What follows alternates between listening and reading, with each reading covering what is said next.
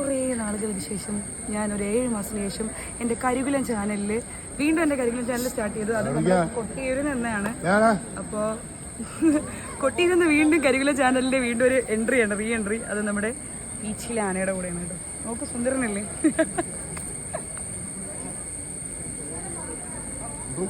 സുന്ദരൻ.